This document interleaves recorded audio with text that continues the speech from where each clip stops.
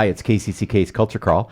I'm Dennis Green, and my guests, plural, usually I only get Steve Shanley to talk about the Cedar Rapids Municipal Band, but today we have two additional guests. So first off, Steve, welcome. Thank you. Good to be here, Dennis. And joining us to talk about the Municipal Band Week 7 are Jon Snell, from Cedar Rapids native, now living and performing in New York City. John, welcome home. Thanks for having me, Dennis. And there's John, when he lived in Iowa, was a big part of many things with KCCK, and we'll get to that in a little bit too. But also joining us is Slayton Thompson.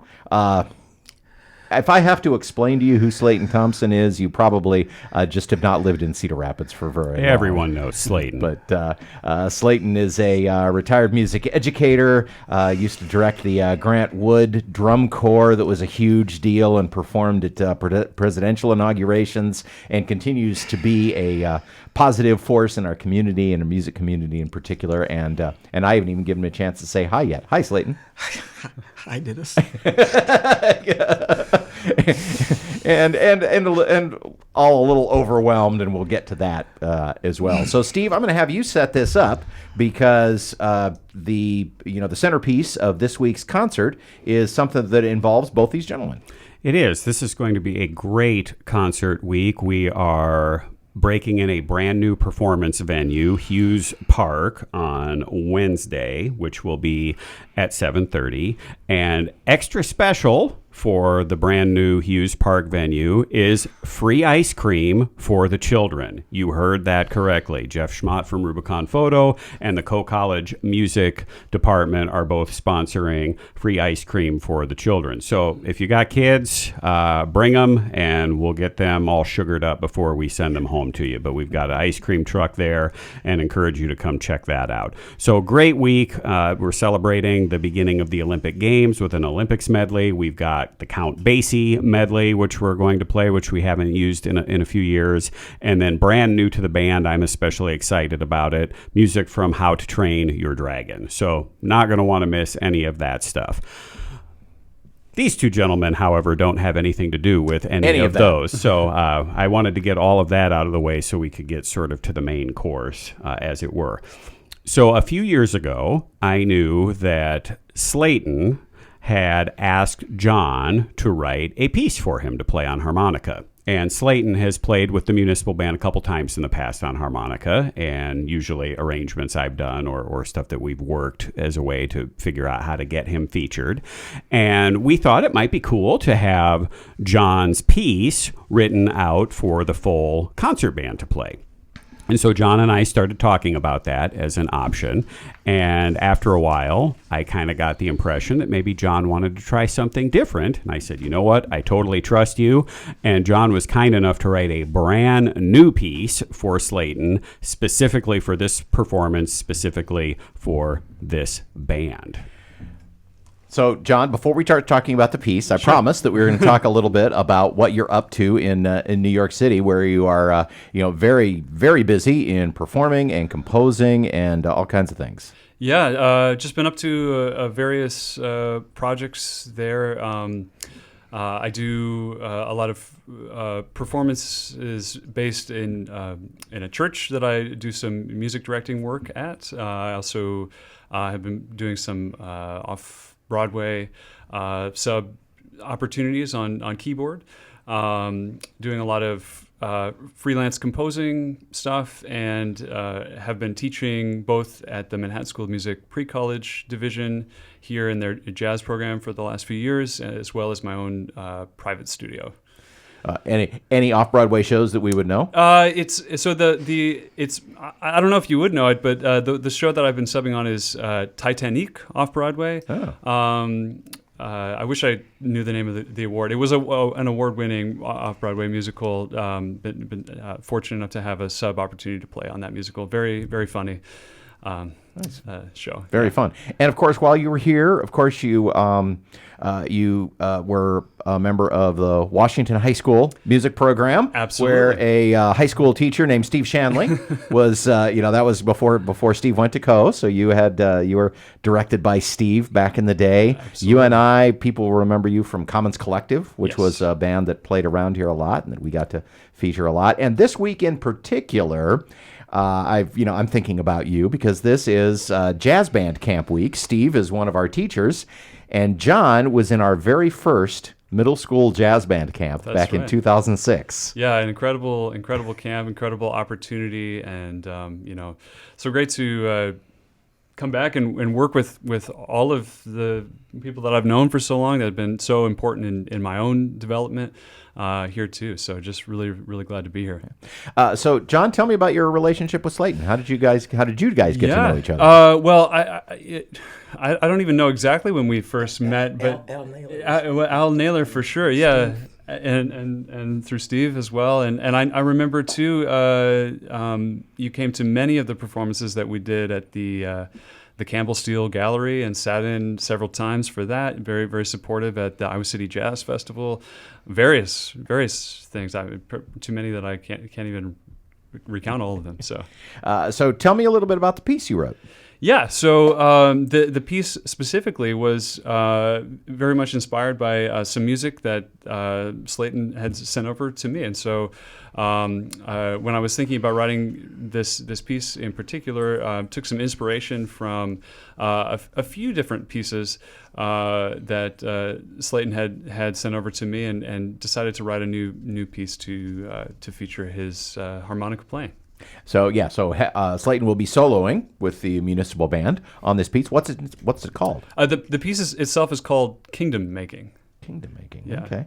All right. And so Slayton, this began with some musical ideas that you sent to Jon. So tell me about the genesis of this piece in your mind. Wow, that segue Genesis works perfectly because, at 76 years old, this jazz camp that you're doing with children and the things that these two men, I met Mr. Shanley when he was years ago when he was playing piano with Mr. Law, and then I met Jon similar in the same way. My music background has always been mix and match, no formal teaching. My first teacher slammed the piano on my hands, the thing on my hand, so I quit.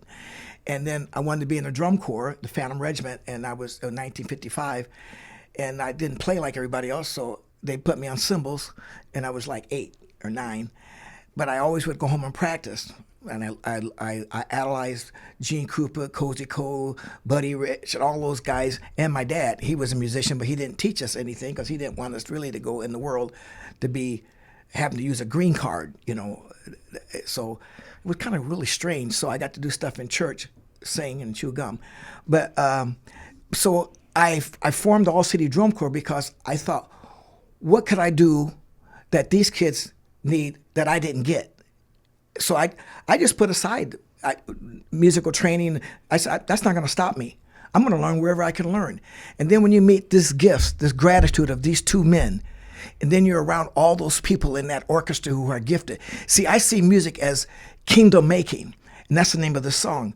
It's a sermon, because without saying anything, if you knew the story behind my life and what they're doing, that breath coming out of their bodies, that spirit, that's not an accident. Now, sometimes it comes out, don't sound so good, but not these guys, but I mean, you're a beginner, but you don't say, hey, you sound terrible, you're 8 years old, go fly a kite.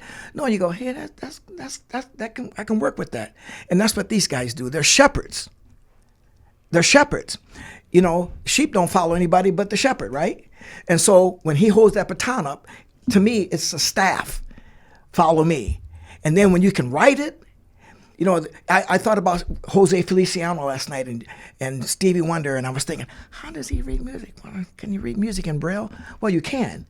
But that didn't stop him, you see? And so I think as people who have a gift to master kingdom making, so music can resolve a lot of things. And all levels, all genres, and all ages. You see, so my thinking is kingdom making. If you do it, if you do it the right way, you go, well, can rock be kingdom? It can be. Can hip hop be bebop? It can be. So that's where my head is, And so when I talked to John, he was telling me at this church in New York playing, I've gone through a lot of journeys. Your low spots in life and music, you can always rise to the top. That's what I like. I look at music like a drop of cream in black coffee. It changes the whole cup, And so I have a simple formula. HP equals CP equals CC equals MI. High potency, close proximity, clear communication, maximum impact. And that's what this music does. It gives you a maximum impact, each to his own, because we all have different fingerprints. And so you never know who you touch, so you just keep playing. Black notes on white paper. Kingdom Making is the name of this brand new piece, and this will be a world premiere, I assume. So, Steve, as the teacher, you were John's teacher, and now he's gone away and done so much, and now you presented you with this piece. What do you think?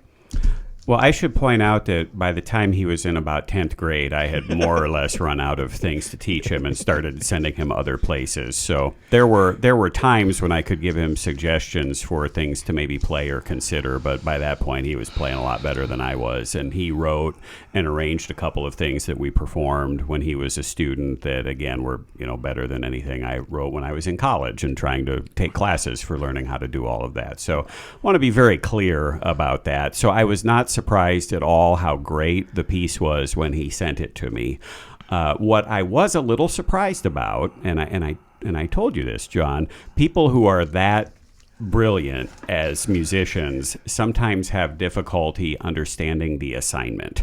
And really wonderful musicians often just write what they hear, and they can't really change that. And I respect that. There aren't a lot of people who I would consider are that level, but also then understand this is for a harmonica player who doesn't read a lot of music, accompanied by a community band who will be playing outside at a park in the middle of the summer for an audience full of all sorts of different people. Like, I'm not going to use this as an opportunity to write my most magnum opus ever. I'm going to write something that the audience is really going to enjoy and that it's going to go together quickly. And that part, when I saw it, I was like, this is going to be great. We don't even need to rehearse this. It's going to be fine. So it's a cool piece, and I like how it is very audience friendly and accessible. The audience is going to love it. But then there are also just enough little things in there for the musicians and for maybe the people in the audience who have experience listening to this genre that are just ever so unpredictable that will keep us very much enjoying it as well. And that's a rare combination. So, John, was that all the stuff that you were thinking about when you wrote the piece? I very much try as best as I can to try to think about the situation, because I think that's very important to consider that and try to do the best that I can to think about that situation. Have you written much for concert band? I think this is the first piece that I've ever written for concert band, actually. Yeah, I've written for like just about every standard ensemble, but concert band was kind of the last one that I had written for. It's an original composition from our own Jon Snell, premiering with the Cedar Rapids Municipal Band this week. Slayton Thompson featured on harmonica and other aspects of the program that we talked about as well. You mentioned, Steve, Hughes Park on Wednesday. Where is the Sunday concert this week? Sunday concert is at Bever Park. Bever Park this week. Ice cream, Hughes. Don't miss it. That's right. For the children. That's right. Cedar Rapids' newest park. It is. Yeah, it's beautiful. Dwight reached out to me a couple of years ago and has wanted this to happen. Yeah. So he's very excited as well. So we'll cross our fingers. It appears to be good weather.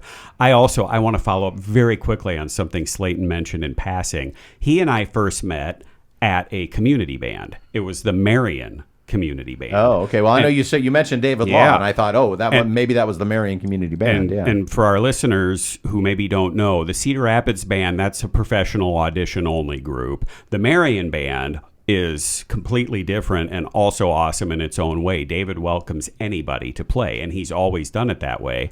And back when I was in high school, I showed up to the Marion Community Jazz Band to play, and Slayton was playing on the drum set. And I remember getting done with the rehearsal, and he came up to me and he gave me his card with his name and phone number on it. It said Slayton drums, and actually I think it was someone else's business card, and you just wrote your name and drums and phone number on the back. I said, when you grow up, I want you to be in my band. I was so proud. I had that thing on my bulletin board for the rest of high school. Like I made it. This old guy, like, who's really good at the drums, thinks I'm good enough to, like, have his phone number. So that was pretty cool. And so, yeah, so that would have been, I suppose, 30 years now that has been since Slayton and I first met. So my thanks to David Law for creating such a cool and welcoming environment that he continues to do with that awesome Marion Community Concert Band and Jazz Band.